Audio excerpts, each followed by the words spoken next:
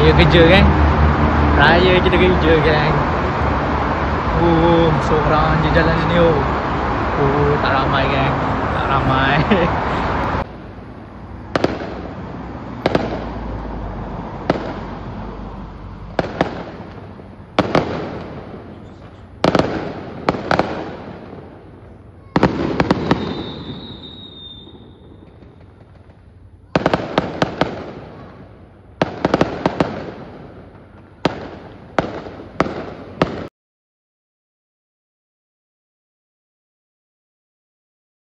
Look at you. Woo. Woo.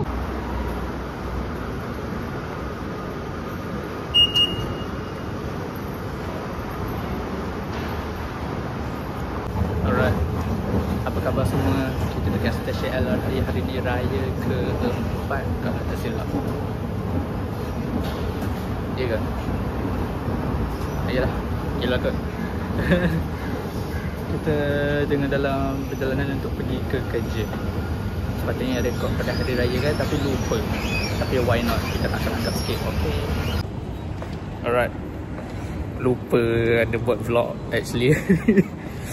Terlupa pula. Tapi sekarang kita tengah lunch break.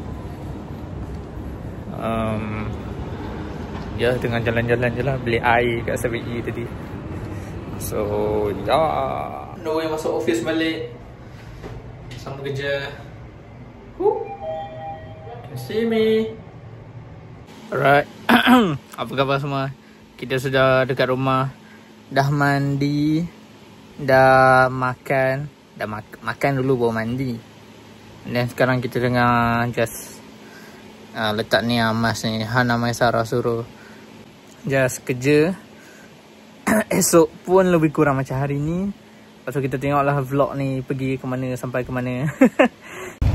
Alright, hari ni adalah the next day. Sekarang tengah hari je. Tapi hari ni adalah hari kedua kita OT full day. Sementara aku di sini, aku just nak tanya je, apa khabar korang? How are you guys? Macam mana raya korang? Kalau tak keberatan, bolehlah korang komen ya. Begitu cerita-cerita atau menarik yang jadi hari raya korang. Why not? Kita boleh berkomunikasi. So yeah.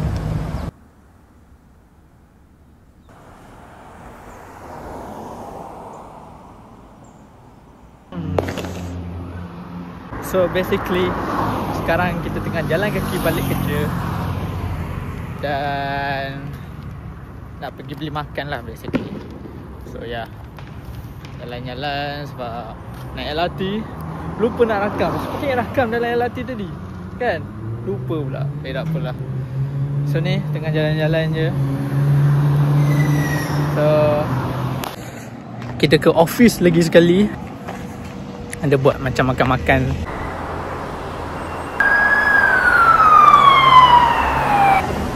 Balik kerja. Aku tak kerja lah hari ni. Balik kerja. Oh, balik kerja. Ngantuk ni, ngantuk. Jom. Jom balik kerja.